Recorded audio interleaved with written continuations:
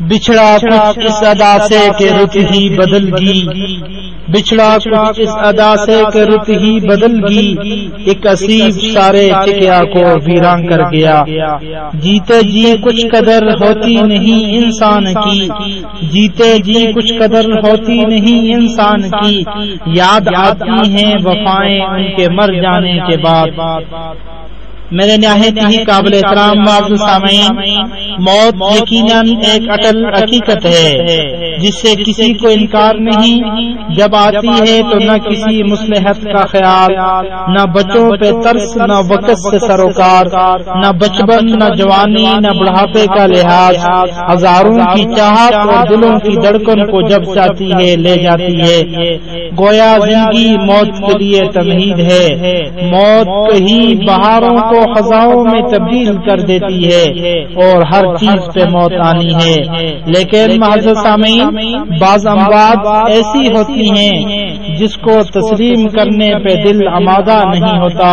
اگر دل تسلیم بھی کر لے تو سخت تکلیف ہوتی ہے۔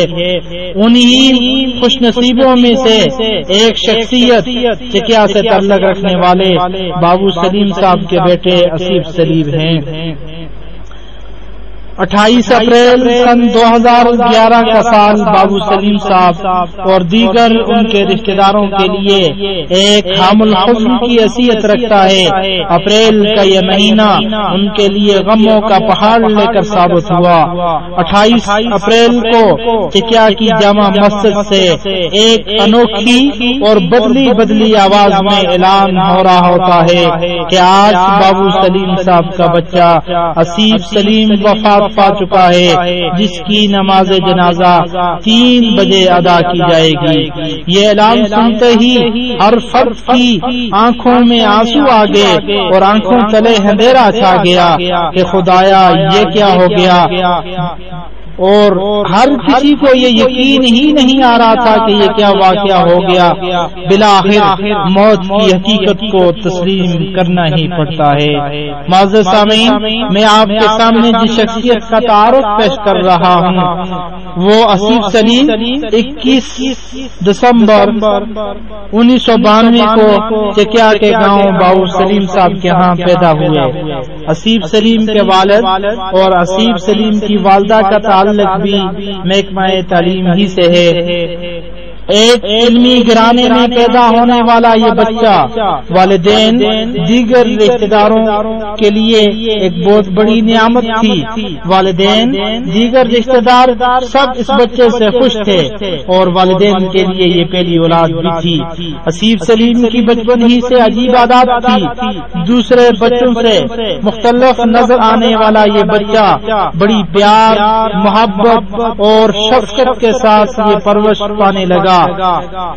اسیب سلیم 2 بہن بھائی تھے اور اسیب اپنی چھوٹی بہن عریشہ سلیم کے ساتھ کھیلتا، پیار و محبت کی باتیں کرتے اور بڑی اچھی گھر کی اور باہر کی زندگی ان کی گزر رہی تھی۔ جب اسیب سلیم چلنے پھرنے کے قابل ہوتا ہے،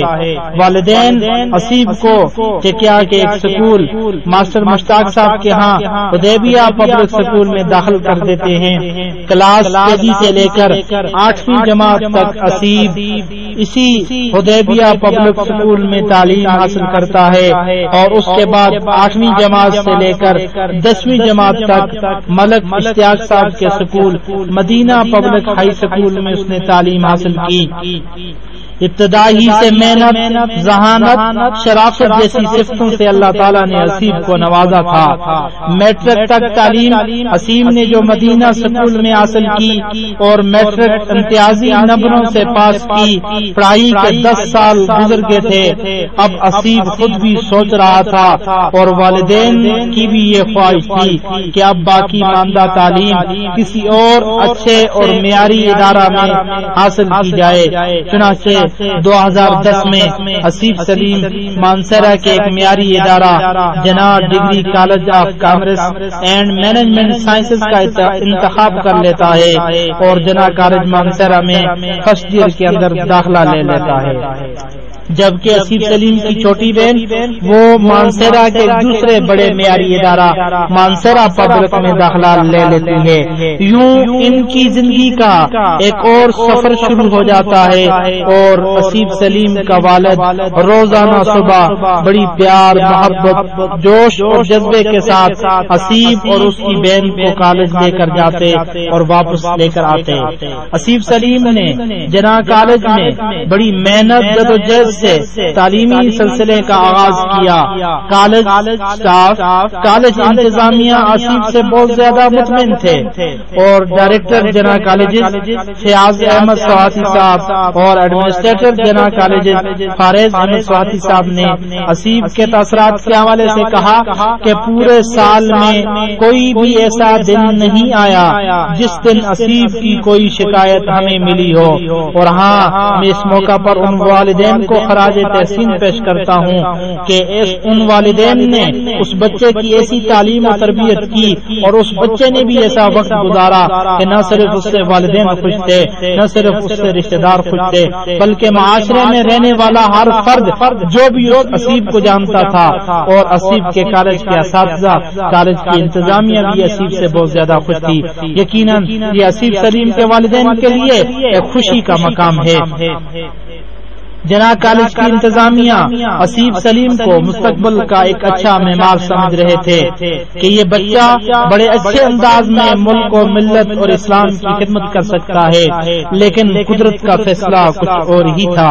اسیب سلیم نے اس عمر میں قدم رکھا کہ جس عمر میں اب وہ والدین کے لیے ایک سہارا بن رہا تھا، اور والدین بھی اس کی اچھی عادات، صوم و صلات کی پابندی، اس کی عاجزی اور انکساری، تواضع اور متانت کو دیکھ کر والدین کی آنکھیں بھی ٹھنڈی ہو رہی تھی، اور یقیناً یہ ایک اور خوشی کا موقع تھا والدین کے لیے۔ اور میں خراج تحسین پیش کرتا ہوں اسیب سلیم کے والدین کو کہ اس عمر کے اندر اور اس معاشرے میں رہ کر اسیب کا جو اخلاق تھا، اس کی جو عاجزی اور انکساری اور اس کی جو تواضع تھی، اور اسلامی معاملات کے اندر وہ رہ کر جو زندگی بسر کر رہا تھا، اور ایک صالح فرد کی حیثیت سے رواں دواں معاشرے کے اندر وہ زندگی بسر کر رہا تھا، یقیناً یہ والدین اور اس کے اساتذہ کی تعلیم و تربیت تھی۔ تو اس موقع پر یہ موقع بھی والدین کے لیے ایک خوشی کا موقع ہے، اور یقیناً ان تمام چیزوں کو دیکھ کر اسیب کے والدین کو صبر کرنا چاہیے کہ اللہ تعالیٰ نے کتنی اچھی عادات سے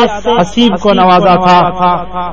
اسیب سلیم کو اپنے والدین اور اپنے اساتذہ سے ایک عظیم نظریہ اور ایک عظیم سوچ اور ایک عظیم فکر ملی تھی، اور اسیب نے بھی سوچا کہ اب ایسی زندگی بسر کی جائے جس سے دنیا اور آخرت دونوں کا فائدہ ہو۔ اسیب سلیم نے اپنی تعلیم کا مقصد کردار میں تبدیلی، ملک و ملت اور اسلام کی خدمت سمجھا تھا۔ اسیب ہی کے ہاتھوں سے لکھے ہوئے اس کی ڈائری میں وہ اشعار اور وہی اشعار آج اس کی قبر پہ بھی لکھے ہوئے ہیں، جو بھی شخص ان کو دیکھتا ہے تو یقیناً ان اشعار کو پڑھ کے اسیب کے نظریے اور اس کی سوچ اور فکر کو دیکھ لیتا ہے کہ اسیب کے اشعار سے اس کے نظریے کی عکاسی ہوتی ہے، اسیب کے اشعار سے اس کی سوچ اور اس کی فکر کی عکاسی ہوتی ہے۔ اور وہ شعر کیا تھے؟ وہ شعر یہ تھے کہ ایسے رہا کرو کہ کریں لوگ آرزو، ایسے رہا کرو کہ کریں لوگ آرزو، ایسا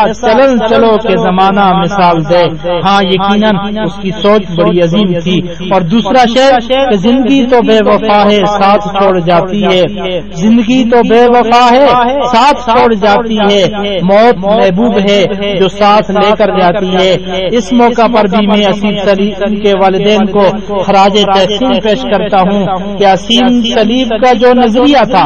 اسیب سلیم نے جو سوچ اور فکر رکھی تھی کہ زمانے کے اندر ایسا رہا کرو کہ زمانہ مثال دے، ہاں وہ ایک عظیم نظریہ، ایک عظیم سوچ، ایک عظیم فکر لے کر آگے جا رہا تھا، لیکن کاش کہ قدرت کا فیصلہ وہ ہر ایک کو ماننا پڑتا ہے۔ لیکن یقیناً اس کی سوچ، کیونکہ اس کو موت کے ساتھ محبت تھی، اس موت کے لیے وہ تیاری کرتا رہا۔ زمانے کے اندر بے مثال شخصیت بننے کے لیے، عظیم کارنامہ سر انجام دینے کے لیے وہ عام غلط معاشرے سے ہٹ کے اچھے ماحول میں زندگی بسر کرتا کرتا رہا تو یقیناً یہ ان کے والدین کے لیے اور دیگر ان کے رشتہ داروں کے لیے یہ